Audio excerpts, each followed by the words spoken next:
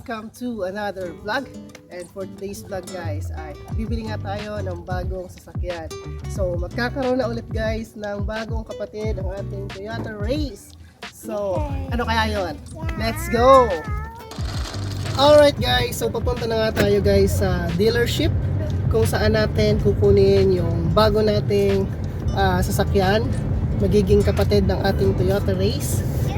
So super thankful lang kami na syempre another blessing ulit na ibibigay sa amin ng ating Panginoon. So yeah, we're too thankful for that another blessing. So tara, super excited na, kaya let's go.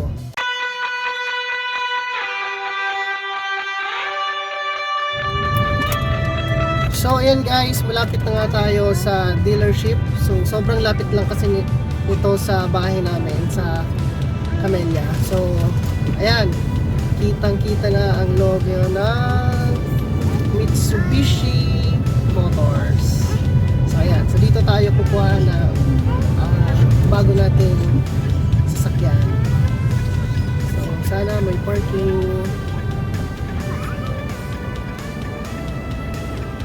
Ano ba?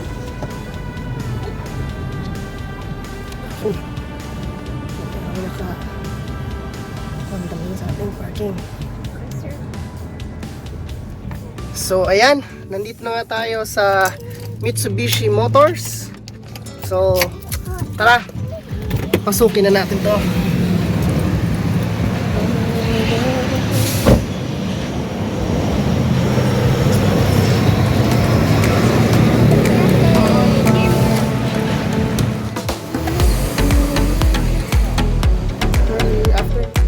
So ayan guys, dito na nga tayo sa loob ng Mitsubishi Motors.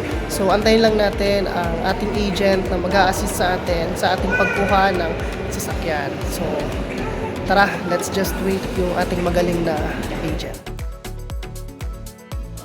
So sir, explain ko lang din si mga pirmahan niya. Ini sir, actually.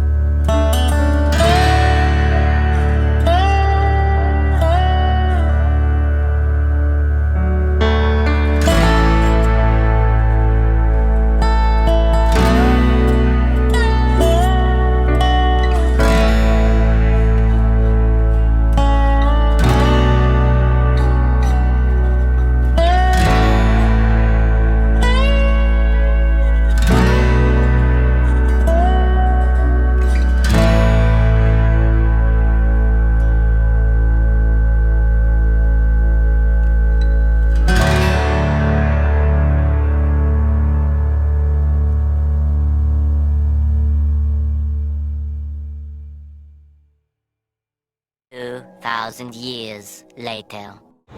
Alright guys, so tapos na nga kami sa sobrang daming paperworks. Ayan. So bukas na namin ikukunin yung unit kasi nabot na kami ng gabi. And by the way, kung meron kayong mga inquiries about Mitsubishi, nandito si Sir Yano. So isa sa mga pinakamagaling na agent dito sa Mitsubishi. So ilalagay ko na lang sa description box ang contact details ni Sir Yano.